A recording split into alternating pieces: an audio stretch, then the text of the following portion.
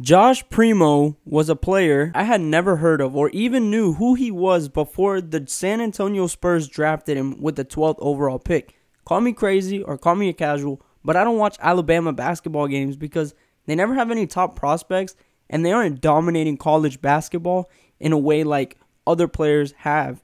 So it's difficult to watch any of their games with all the hundreds of games going on. I mean, they are a good team. They did make the tournament. They made it to the third round before they lost to UCLA.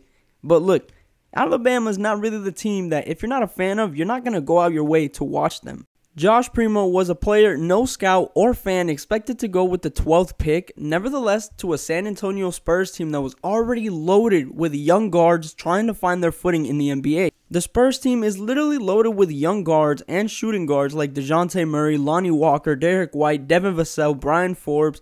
Looking from the outside in, a lot of those guys obviously aren't future pieces, but it's still a logjam, especially now that you bring in Primo. So real quick guys, before I get into the video, I'm going to ask you guys to like, share, and subscribe. It really helps out the channel. If you want to see more content about who is this player, where did he come from, let me know in the comments. I really do appreciate all the love and support. Thank you guys so much, and let's get on with the video.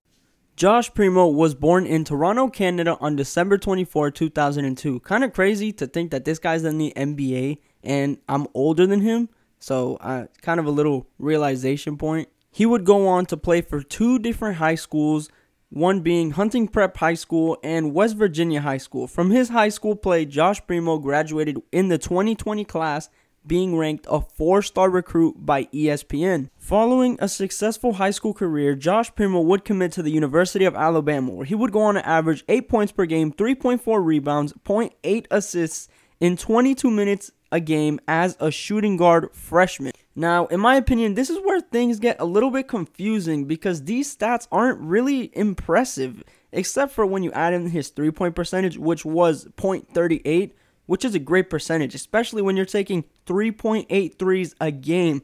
So again, these stats aren't huge and they aren't really super impressive and they don't really jump out at you, which is why his draft selection seemed a little bit weird. While yes, Josh Primo would make the SEC All-Freshman team, which would show his potential as a player, it was still really odd that he was taken so high by the Spurs, especially when you look at Alabama's March Madness games. Primo only played 2 out of the 3 games, and he scored less than 10 points in both of those games. So it was a little bit confusing. Where did this guy come from? So overall, for a freshman, his stats weren't really impressive and nothing specifically really jumped out at you, minus his 3-point percentage, you could say. So there was really nothing that really told players or scouts like, yo, this guy is going to the NBA this year, no other way around it. It's just going to happen. No one really knew how he found his way into the NBA. Now, Josh Primo would commit to the NBA draft, but he didn't really expect himself to be put in a position where he would get drafted this year. He was a very raw talent, so not many people expected much from him. He would go on to the draft combine in order to be able to showcase his skills and see how far that could get him and if it was possible for the NBA to draft him. During his draft combine, it really seemed NBA draft scouts loved Primo because of his potential. A 6'6" shooting guard with a 6'9" wingspan. Even the Orlando Magic would have been going crazy over this guy just because of his wingspan. What garnered a lot of attention is he showed a lot of tangibles in college. So for example, scouts would talk about how he was a streaky shooter, he was a good shot creator, and he was a pest on defense.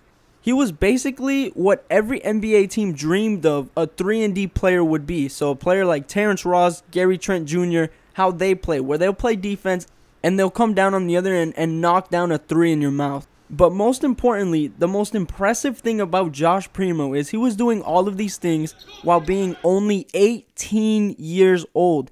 The guy was 18 years old going into the draft combine, trying to get drafted, being the youngest player in the 2021 NBA draft class.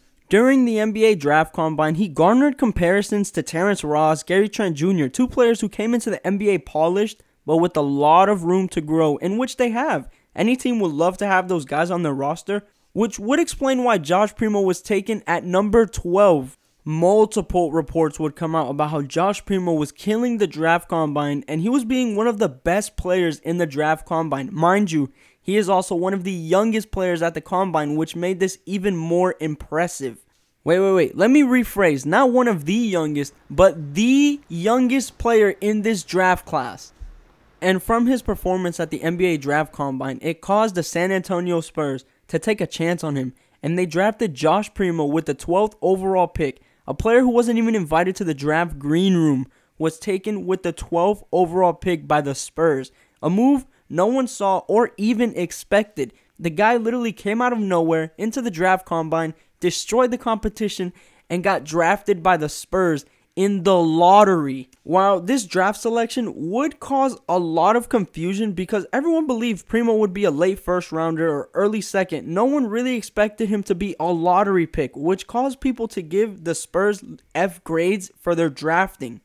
If you look back at several reports, you'll see that many teams were very confused on what the Spurs were doing, and they believed that the Spurs were just creating a logjam at their point guard, shooting guard positions, which, in all honesty, a logjam of young players is a logjam you want to have. They're not old, aging veterans like what the Spurs just had. What even made this pick more confusing is that the Spurs chose Josh Primo over players like Chris Duarte, Moses Moody, Alperen Sengun, Trey Murphy, Trey Mann. So many different players that people would have thought that the Spurs would have taken, especially Alperen Sengun being a center. The Spurs, they don't really have any centers right now. They're kind of low there.